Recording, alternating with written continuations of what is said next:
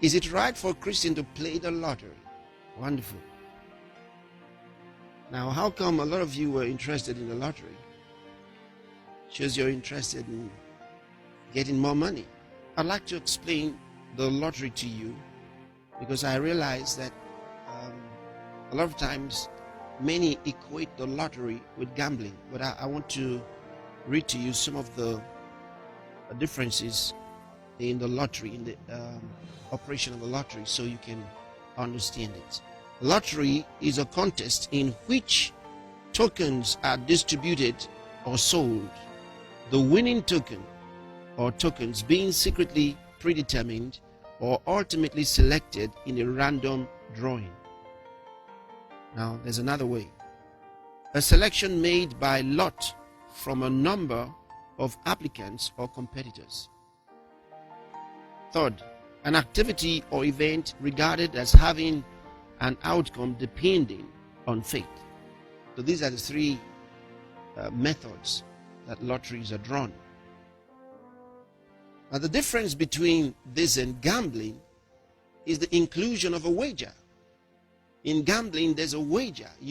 There's a pledge. You make a pledge of something, and then with a hope to winning. Which, if you don't win, whatever it was you pledged is gone. Now, that's where people get into trouble.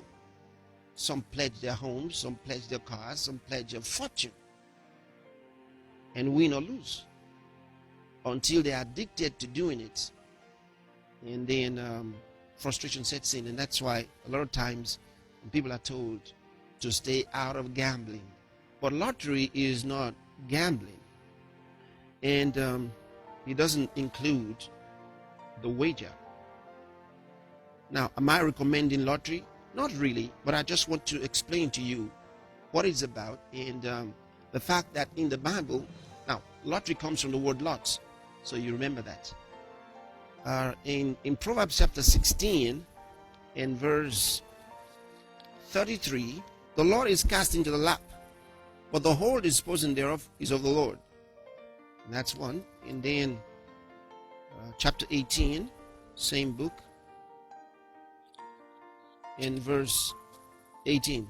The Lord caused contentions to cease and parted between the mighty. And then in the book of Acts, over in the New Testament, Acts chapter 1, verse 26, talking about the disciples when they came together after the ascension of Jesus Christ. Peter addressed them, being the leader, addressed them and talked about the demise of Judas Iscariot and the need for him to be replaced by someone else. And then he asked them to cast their lots.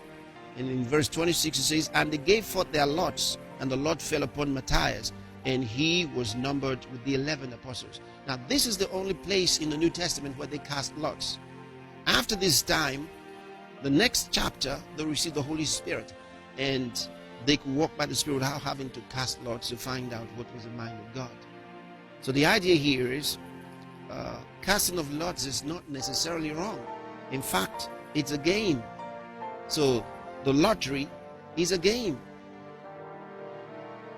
If something's wrong with it, it's just like a Christian not playing a game. So it's a game. You win or lose, but you're not making a pledge to it. So that's what it's about. So is it right for a Christian to play the lottery? It's okay, depending on the terms. So remember that. If the terms are not acceptable to you, don't play it. It's a game.